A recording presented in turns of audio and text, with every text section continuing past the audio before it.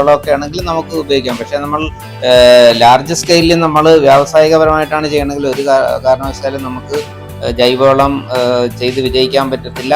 കാരണം വെച്ചാൽ ജൈവവളത്തിന് ഇപ്പോൾ ഭയങ്കര വിലയാണ്, രാസവളത്തിന് വിലക്കുറവാണ്. ഗവൺമെന്റ് നല്ല സബ്സിഡി തരുന്നുണ്ട്, യൂറിയയ്ക്കും പൊട്ടാഷും മറ്റ് മിക്സേഴ്സുകൾക്കൊക്കെ സബ്സിഡി തരുന്നുണ്ട്.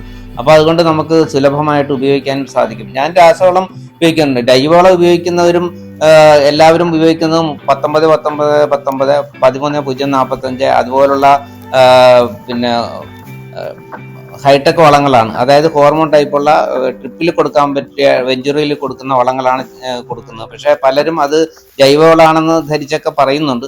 പക്ഷെ അതൊക്കെ രാസവളങ്ങളാണ്. പക്ഷെ അത് ചെറിയ രീതിയിലേ കൊടുക്കുന്നുള്ളതാണ് മറ്റൊരു സത്യം. പക്ഷെ നമുക്ക് ലാർജ് സ്കെയിലിൽ ചെയ്ത് വിജയിപ്പിക്കണമെങ്കിൽ ഒരു കാരണവശാലും നമുക്ക് ജൈവവളം മാത്രം ചെയ്ത് വിജയിപ്പിക്കാൻ സാധിക്കില്ല. രാസവളം ചെയ്താലേ വിജയിക്കുള്ളൂ എന്നുള്ളത് 100% ഉറപ്പാണ്.